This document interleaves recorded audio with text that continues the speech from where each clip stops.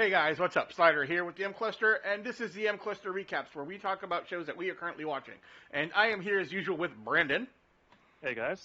And today we are talking about episode 2 of Good Omens, the BBC show that's currently airing in the United States through Amazon Prime. And we did talk about the first episode, which was a lot of character introduction, and that seemed to be continued in this episode. Because the first thing we see is War.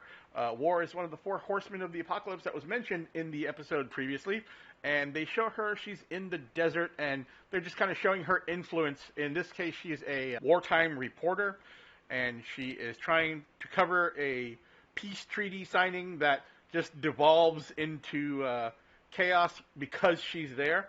And interestingly enough, in the middle of all the chaos, the delivery man shows up. That she gets her sword delivered to her, which is her signal that they need to get ready for the coming fight. Because each of the horsemen is supposed to get something eventually, correct? Yes. So I'm pretty sure that's how that worked out. We were also introduced to Agnes Nutter, who is the writer of a book of prophecies that are going to become very important for the rest of the story. And Adultery Pulsifer. His full name is Thou Shalt Not Commit Adultery Pulsifer. And he is a witch hunter. And he discovers that Agnes is a witch. And as we find out, she is going to be put to death. But because she writes all these prophecies, she knows she's going to be put to death. So she actually prepares for that shit. And she becomes the first suicide bomber. She packs herself with 30 pounds of gunpowder and 50 pounds of roofing nails, so that when they burn her at the stake, she takes the crowd out with her. Yeah, that was pretty awesome. And then we see we get introduced to Anathema and Newton. Anathema is the actually, I don't know if they go into how great of a granddaughter she is, but she's like the great granddaughter of Agnes Nutter, and they have been preparing for this over time because they all follow the book, which, by the way, sold absolutely 0 copies. And I forget if he says how many they printed, but I don't remember what it was. Now the name Anathema is also interesting because it's a curse from like a high ordered person in a church. It also means someone who is generally disliked, which I find kind of funny because the character is not dislikable. And her last name is Device, which I think is a nod to the fact that it's a fictional character, because there seem to be a lot of nods to things in this story. A nod that she's a plot device? Yes. We actually had a couple of people comment on the last video letting us know that these are all carryovers from the book that Neil Gaiman wrote. Who was the other author, Brandon? You know, that guy. I don't remember. Anyway. Yes, I want to say we were just talking about it. Yeah. We're introduced to Anathema. She finds out that she's the one that's going to have to deal with the situation that is coming for the end of days. And then we switch over to Newton. Newton is apparently just a... what is the opposite of a techno wizard? I don't know what you would call the opposite because we don't really... A wrecking ball? Yeah. I mean, he touches a computer and it just like... in the initial scene with him, he's fixing his computer and he plugs it in and he takes out power to the entire town. And that is in no way I mean, I guess it is the character's fault, but like that would not happen. Right. He essentially would have to be cursed, interestingly enough. And then we fast forward to the present day where Anathema is traveling to England to find the Antichrist, and Newton is just kind of trying to find himself. He can't keep a job. He's still living with his mother. And things are generally not going well for him. Well, until he's, actually leaving a job that he had just been fired from because he turned the whole office, all their computers got shut down, and I think they probably lost millions of dollars. Right. And then so he's walking downtown or wherever it is, and he runs into a guy holding up a sign about fighting witches and killing them and things like that. And that's when we're introduced to Witchfinder Shadwell. Witchfinder Sergeant Shadwell. Sergeant Shadwell, sorry. And he's just like this really crazy old guy. You know those crazy homeless people that are just like shouting weird shit at you? Yes. He's one of those guys. Except he does have a home. That is true, and that's when we get introduced to Jezebel, because he gives Newton a card saying, if you're looking, essentially offering him a job. He didn't quite yet know that the job was joining the Witchfinder army, which is, from what we've seen, 2 people. Yes. Do you remember the interview question? I don't actually remember the interview question. It was, how many nipples do you have? That's right, yeah, because Shadwell has a weird obsession with nipples. Apparently, if you're a witch, you have... More than 2. Yeah, more than 2. He never really says. And no one else ever brings that up either. It's only him. Yeah, well, true. He's the one who brings it up, but he does ask pretty much everyone he ever meets. Everyone he deals with, he asks them how many nipples they have. And that pretty much rounds out all the main characters that we get introduced to in the show, or at least the consistent characters. There are other characters that have been discussed, but we haven't actually seen them as part of the show yet. Yes, and one thing I do want to quickly point out, though, before we move on, while I call her Jezebel, I don't think that's actually her name. That's not her name. I want to say, and I don't remember them saying her name, but if they did, I didn't catch it because he just kept calling her Jezebel, and it was hilarious. They do say it, and they I think they only say her last name. They say Miss something. Because when she answers the door, because he's going to find the Witchfinder Sergeant, she thinks he's there to see her because he answered the ad in the paper. Oh, yeah. And apparently she is a jack of all trades. She's a psychic. She's a dominatrix. But yeah, so that kind of rounds off, like I said, the regular cast of characters. So we switch back to Crowley, and they show an interesting side of him. Crowley likes plants because he found out the notion that you can actually talk to plants. Now, while the general reason for talking to plants is because you're giving off CO2 and they take it in and give oxygen, Crowley finds out that he can scare the plants. So he disciplines his plants while he's watering them, and he finds this one that has a spot. And he decides he's going to make an example of this one. So he picks it's a little baby plant too, it's not like a big plant. And picks this one up, and he shows it to the rest of the trees. And when he shows it to the rest of the trees and says, you know what happens when you have a spot? All the other trees start to tremble. Because he enjoys scaring the shit out of the plants in his apartment. That was the entire point of this scene, and I thought it was wonderful. And what did he do with the little plant again? He threw it in a shredder. I was going to say, didn't he throw it into a chipper or something? He threw it into a wood chipper or something like that. And he comes back with the empty pot. And he's like, let's just be a lesson to all of you. Grow better. Yes, grow better. That's right. And then we have this scene where the Witchfinder and and Jezebel are having to come. What else do you call her? Yeah, that's her name from now on. I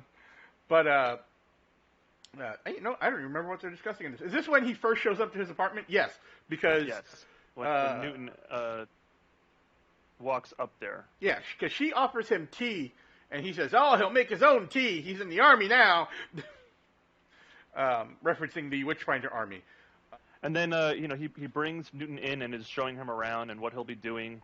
He did make sure he asked him if he brought the scissors that he told him about, because apparently that's a thing. But I thought it was really interesting that he also shows him this gun that belonged to an old ancestor of his. Um, and this gun looks awesome. Like it looks like it would be a great steampunk gun. So I really hope that we get to see it like shoot out dragons or something. So are you going to try to cosplay as someone that would use this gun at some point? Um, Probably not, but I might steal a gun as a prop. um, Although if I did, it would have to be Crowley. It would have to be. Yeah, I could see that. I think you could pull off Crowley. But you'd have to wear the contacts though. Yeah, You ever wear? That's easy. Okay, I don't like wearing contacts. I don't like sticking stuff in my eyes.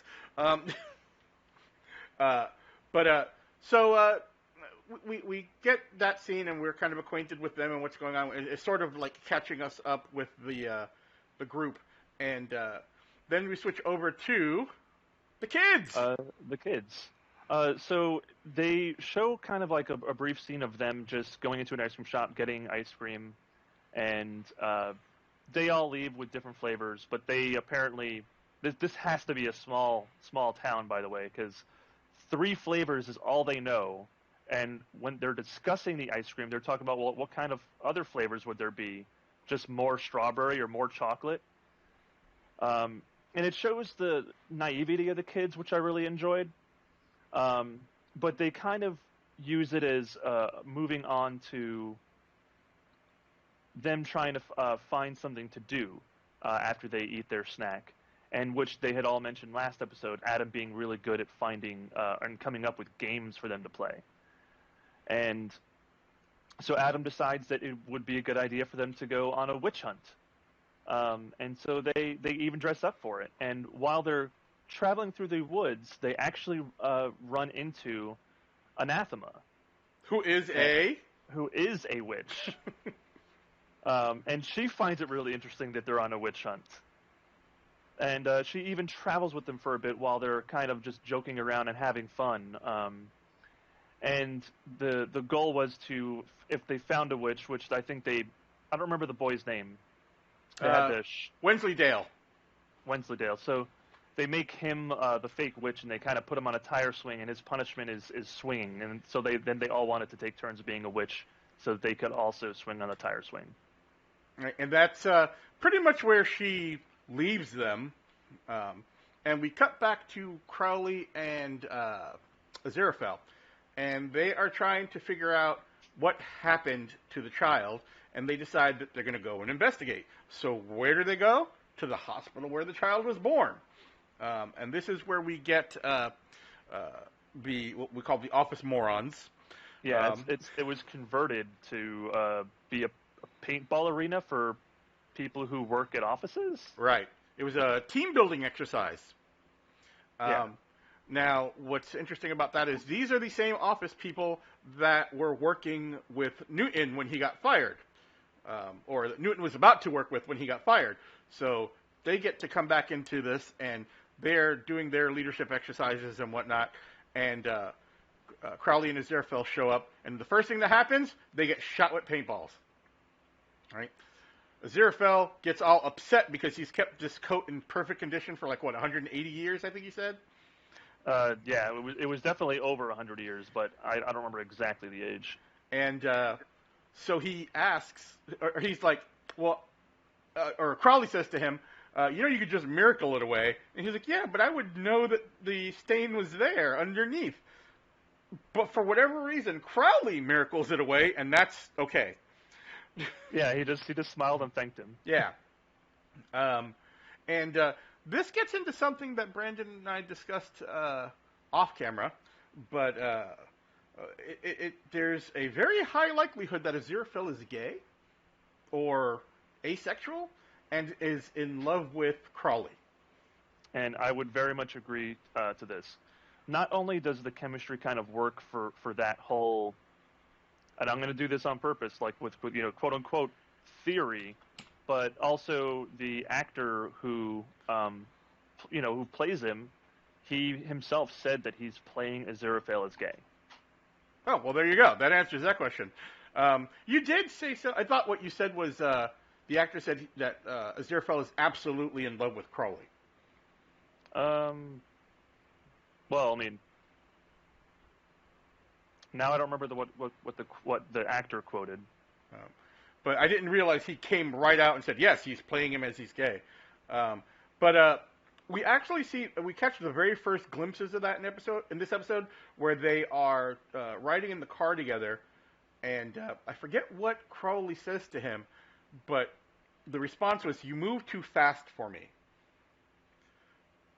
And I thought that was kind of an interesting, and I didn't, and as I'm sure you figured out already, we've already watched some of the episodes ahead before we talked about this, and when I first saw this, I did not pick up on that. But after we had this discussion, I'm starting to see these little mannerisms that he has that where he actually is not just showing affection towards Crawley because he's an angel, but he actually has feelings for Crawley. And it's something that has not at all been addressed in the show, and I'm interested to see where that goes. So am I. Their chemistry is really good. Yes, absolutely. So I hope they build on it more as time goes on. So back at the ex-nunnery hospital that is now a paintball field, they run into these guys, and they also run into one of the old nuns that now runs the paintball thing, apparently. And they're able to get some information, and they realize at this point that the babies were switched, and they were both following the wrong child, and that the actual Antichrist is in London, not in London, a small town outside of London that I can't remember at the moment. But in this same scene, they're discussing the activity of paintball and how they really want to shoot each other. So Crawley miracles a situation where their paintballs turn into real guns, which upsets Aziraphale, because Aziraphale is like, oh my god, these people are murdering each other. And he's like, nah, they're all having miraculous escapes. Well, no, he didn't say that quite yet, because it's only once one of them actually gets shot that Aziraphale gets kind of worried about what's happening, and it's the boss guy who happens to get shot.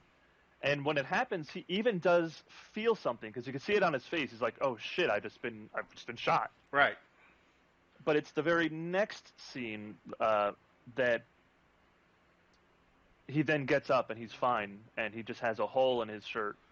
And so it's not just miraculous escapes by dodging. It's also Crowley's even magicking away the bullets. Right. Which is just super interesting, because now they're discussing, they get the information from the nun, and they're discussing what they're going to do to fix the situation. And as they're walking out, the police show up, and they're arresting everybody because now they have real guns, and it's like they are completely oblivious to what's going on around them. I am going to say this. Not only oblivious, but they were also apparently not really there, because people kind of like looked at them but really didn't look at them, because why would you let two people walk out of the building and away from the scene? Yeah, they didn't interact with Aziraphale or Crawley at all. So yeah, like you said, maybe they just weren't seen as they were leaving. This actually leads me to another thing I've been thinking over the course of the last two episodes. I think Aziraphale's a bad angel. Not that he's for sure evil, he's just not good at it. No, he's not dumb. But because that would not be the right word. They don't really talk about God being omniscient, but he's definitely keeping things from God. Yeah. And I don't know if that's going to come to a head later on down the road or what, but he shouldn't be able to keep things from God. So just as we see their relationship evolving, and their chemistry's evolving, I feel anyway that you just see him in a certain light that represents he is a failure as an angel, and nobody seems to be keep tracking of him. Crowley is kind of a failure as a demon too. He is. He does good things. He does nice things. Although if you point it out, he gets upset about it. Yeah. So it's an interesting dynamic that the two have. But if we move forward, after they leave the nunnery, they're driving and they're discussing what they're supposed to do about the situation, and they literally run into anathema. Yes. They mow her down, and she flips right over the car and everything. Yeah, and she gets hurt. She breaks her arm, and the bike is all messed up. You can see in this picture the wheels all jacked up. I think, wasn't there like another bone broken too? Because I know that. So I guess they miracled this too, because there was Crowley fixing his car. That was his immediate concern. Right. And Aziraphale went over and unbroke her bone, and got her stood up. And then when she's like, "Oh, my bike," and he just like picks up the bike, and it's a totally and literally different bike. Yeah, it has gears where her bike didn't have gears. It is definitely, it's a better bike. She got an upgrade. But you did miss one thing. When Aziraphale gets out of the car and he's concerned about what happens, the first thing he does is says, "Let there be light!" And even though it's nighttime, the whole place lights up, and her reaction is, "How the hell did you do that?" And then Crowley undoes the light. So it's like he's, again, just bad at it, just inept at being an angel. Sort of selfish, sort of oblivious as to what he should and shouldn't be doing. It's funny. I really like his character. I think he does a really good job of that character. But man, the more I think about Aziraphale as what he's supposed to be, is he's just terrible at it. Like, they picked the most inept demon and angel that they could, and the two of them found each other and are working together. Yeah, and sometimes it's just sheer circumstance, though, and bad luck. For whom? Because All everything involved? everything they do seems to work out. Well, that's true. So, are they really in? It's it doesn't make any sense. They blunder their way into success. Is what seems to happen.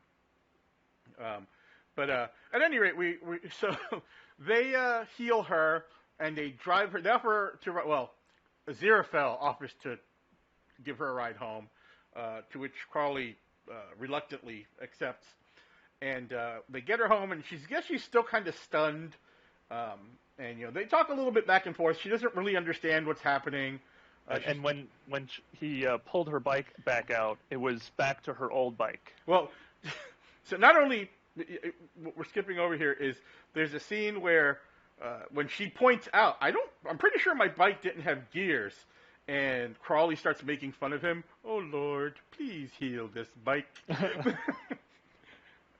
And I forget what Aziraphale says, something like, "I overreacted" or whatever. But so they get her home, they get the bike off, and they drop her off. And because she's so rattled, she leaves the book of prophecy in the car. And then they drive off, and it's not until later that she realizes that she left the book in the car, and she starts freaking out. She starts throwing stuff around, and she's saying something to the effect of, "My family's protected this for hundreds of years." Not only is she freaking out, but Aziraphale is the one to notice it in the back of the car. And they discussed earlier that that he had been looking for that book. Right. So he was like, "There's only one copy of it in existence." And he's like, I don't have it. No one has it. Right. And then he just somehow finds it in the back seat. Yeah, it just shows up. Right. And so they find that, and there's the prophecy here when he's reading it. It's literally about him reading the prophecy book. Right. And the line is, "Open thine eyes and read, I do say, foolish principality, for thy cocoa doth grow cold." And then he looks over, and there's cocoa there. And That he hasn't drank. Right. And I find myself wondering, how the fuck did he not know that there wasn't cocoa there?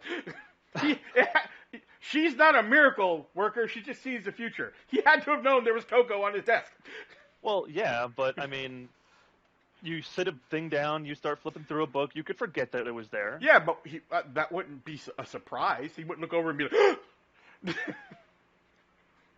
Well, I don't know. I mean, wouldn't you be if you were like reading this and that were literally about you? I'd be surprised at the situation, not that the fact that there's a cup of cocoa there that I put there. And funny thing about that is, as I'm talking about him finding his cocoa and being surprised, I forgot I had a cup of coffee and I haven't drank any of it. Yeah. So, so at any rate, we find the prophecy, and he starts reading through it, and he's trying to figure out how he's going to find this child. And I think he says something like, "Oh, it can't be that simple." Well, yeah, because there was another line of the prophecy that they didn't actually show us on screen, but it essentially said to him to read some kind of verse in the Bible to get his number or something like that. And so, yeah, he actually does. He picks up the Bible and reads verse 18, here is wisdom, and it's the number of the beast. And that's when he's like, well, it can't be that simple. And he picks up the phone and dials whatever numbers beforehand, and then 666, and gets Adam's father. Right. And again, here's something that's a little weird about the way he handles things, because he won't lie to, like, humans, or he doesn't really lie to people around him, but he will lie to God, he'll lie to the other angels, and he apparently lies to Crowley. Yeah. Because when he finds the book, he does not tell Crowley about the book. He's just like, oh, give me that. So it is an interesting thing that you see there. And that's kind of where this episode wraps up. And I'm really enjoying it. I'm really enjoying this show. I'm glad we're talking about it, and we're definitely going to be talking some more about it. Any takeaways from this, Brandon? You got anything you think is coming? Anything you want to speculate on? There's going to have to be something with the gun.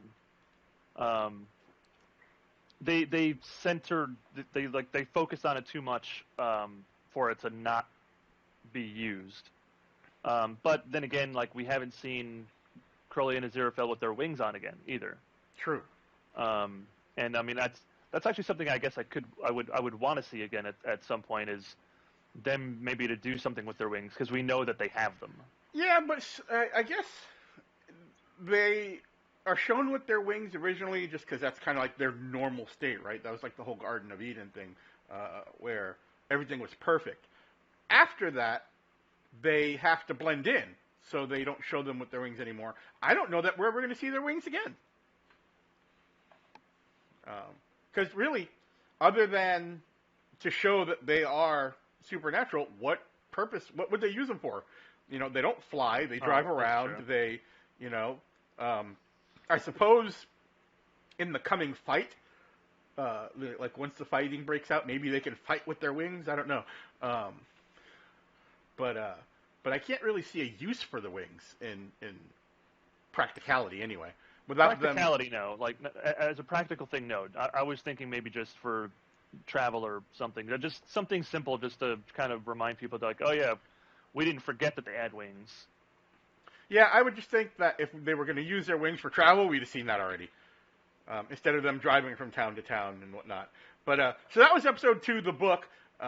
It's really worth watching. You guys need to check it out if you're into stuff like this, if you're into the BBC type shows. And we will be talking about the next episode next week. And if you like what you're hearing here, let us know. If you have any comments, let us know. If there is anything you think we're missing from the translation from the book to the show, let us know. Because I'm fairly confident at this point that the book is now on my agenda. Between what I've seen of the show and what people have commented on our videos, I think Terry I really Pratchett, by the way. Terry Pratchett, that's the other author. But I'm definitely going to be ordering this book. So on that note, we're going to go ahead and cut out of here. Brandon, thanks for joining me. I appreciate your input. And don't forget to like and share this video and subscribe to our channel if you want to hear more. If there are shows that you want to hear talked about that you're not hearing enough about, let us know. Maybe we'll check those out. And we will see you later. Bye-bye.